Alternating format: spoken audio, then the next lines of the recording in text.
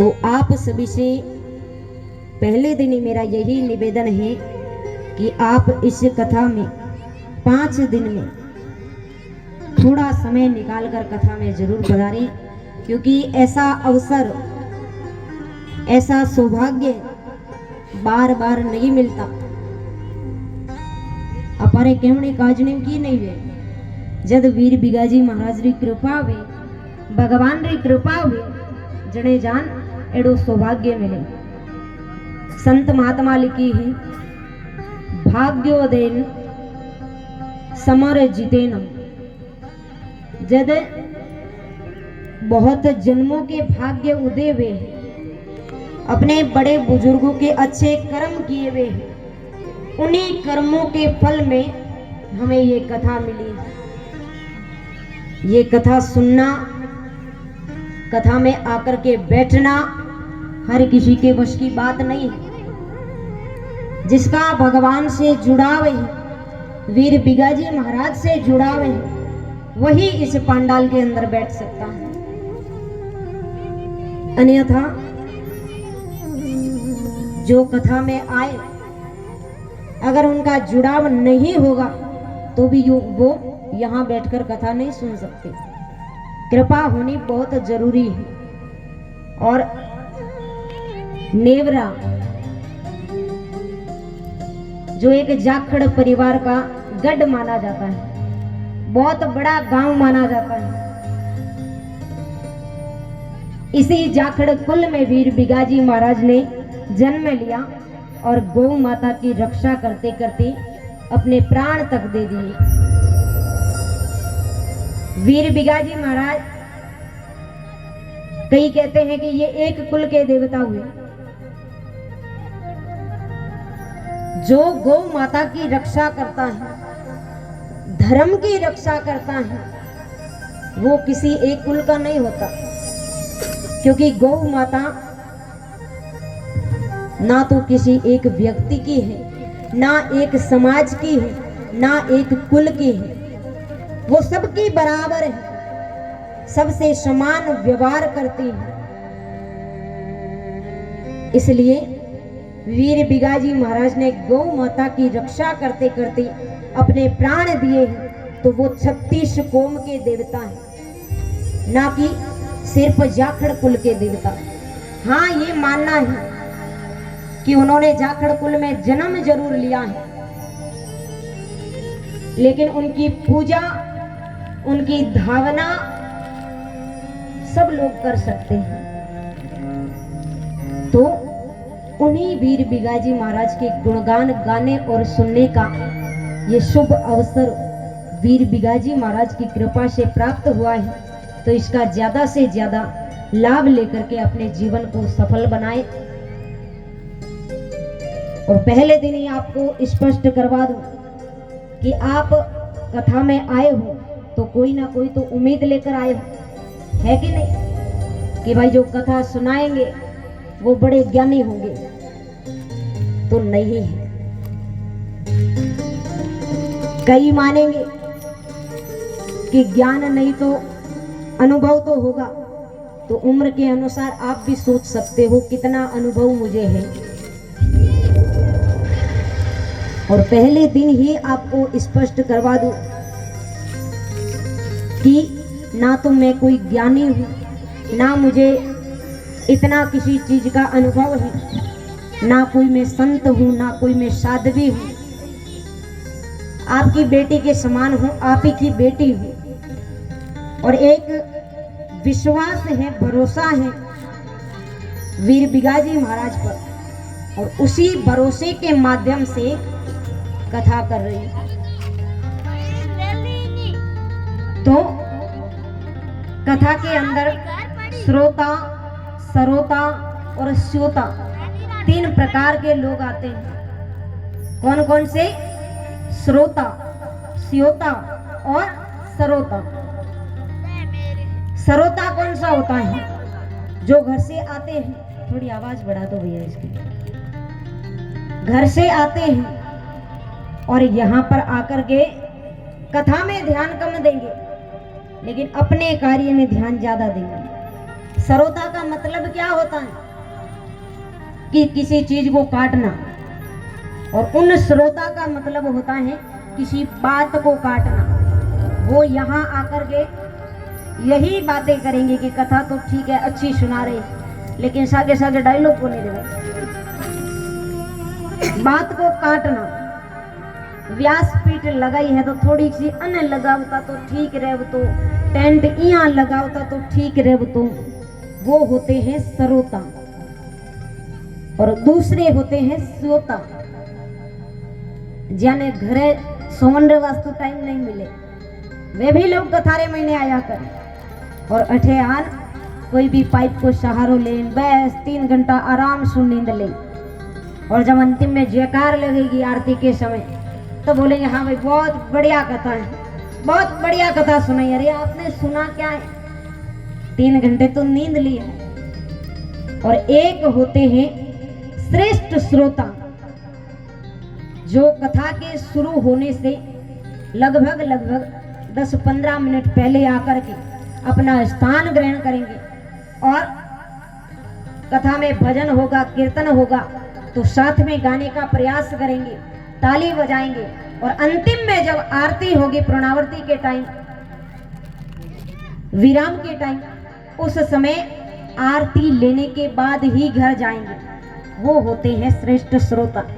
अब आप कौन से श्रोता हो वो तो आपको पता, लेकिन मुझे लगता है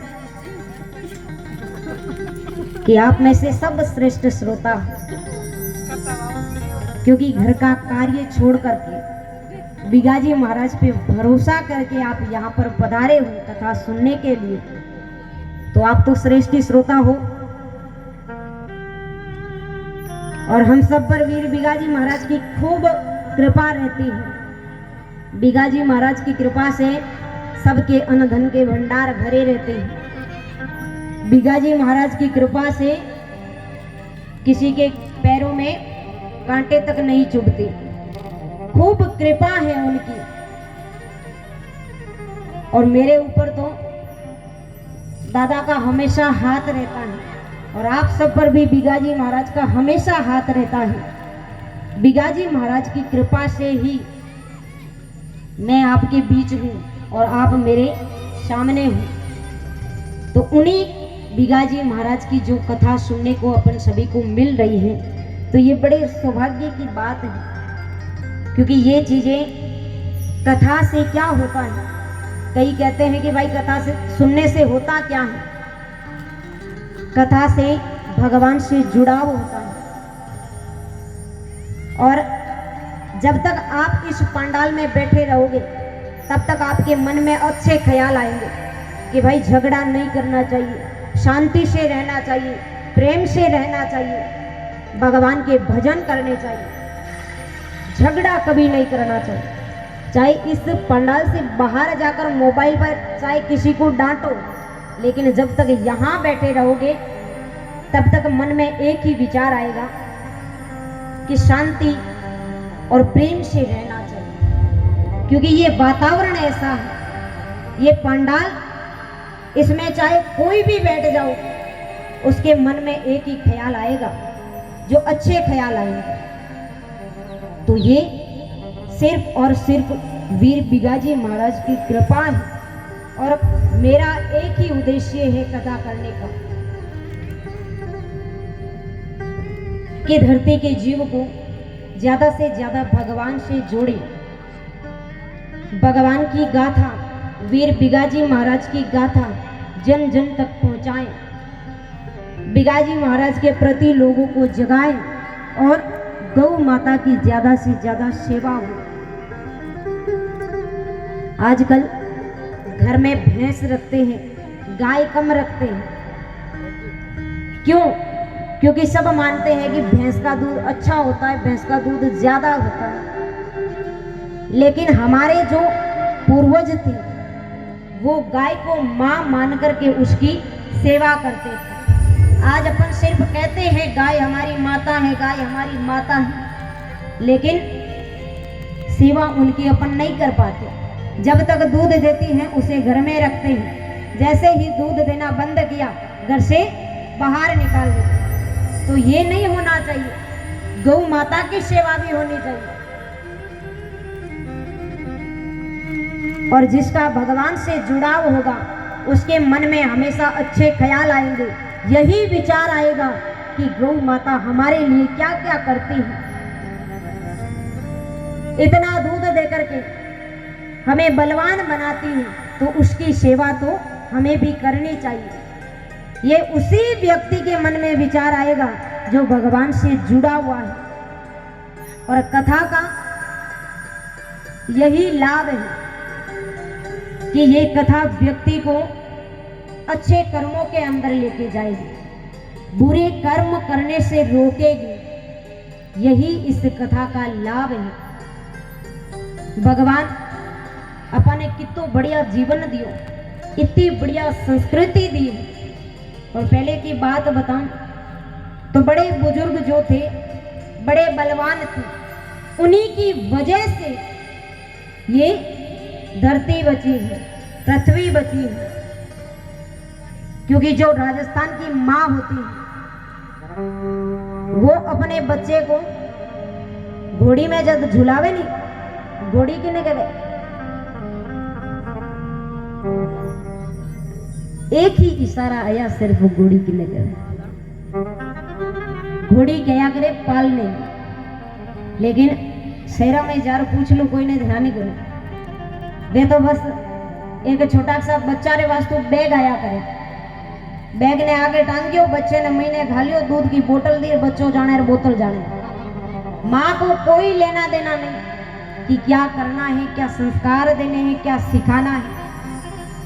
वो तो बस अपना काम करेंगे। लेकिन जो राजस्थान की माँ है, जिनका राजस्थान की भूमि को बचाने में विशेष सहयोग रहा है, वो माँ अपने बच्चे को पालने में झुलाती झुलाती एक ही चीज सिखाती है, क्या?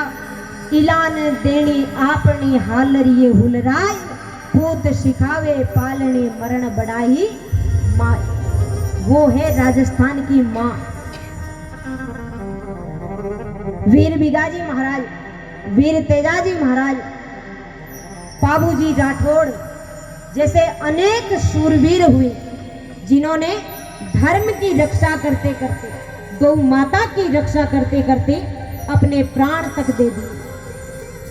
अब कई पूछते हैं कि भगवान से मिलने के लिए क्या करना पड़ेगा, भगवान को पाना है तो भगवान को पाए कैसे।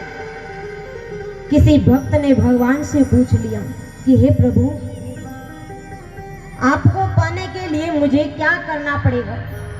क्या मुझे शहरी बनना पड़ेगा, या फिर मेरे पास में पैसा ज्यादा होना चाहिए, या फिर गाड़ी बंगला कोठी ये सब होना चाहिए? भगवान ने कहा नहीं, ना तो मुझे शहर से मतलब है, ना मुझे गांव से लेना देना है, ना मुझे तेरे पैसे चाहिए, ना तेरे कोठी बंगला कार चाहिए। मुझे तो सिर्फ और सिर्फ भाव चाहिए। अगर तुम भाव से भजेगा तो मैं तुम्हें प्राप्त हो जाऊंगा। एक शर्त है मेरी, क्या? तेरा मन साफ होना चाहिए, और जिसका मन साफ होगा उसे मैं प्राप्त हो जाऊंगा।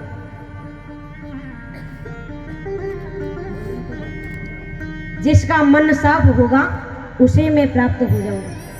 पछे ध्यान लगायो, सबों ज्यादा मन साफ कीरो तो ठा पड़ी कि गांव रे लोगारो मन सबों ज्यादा साफ है। क्योंकि ये दुनिया रे झंझट रे महीने पड़िया को नहीं, बस आपरे काम से मतलब रखे। तो भगवान बोली, निर्मल मन जन सो मोह पावा, निर्मल मन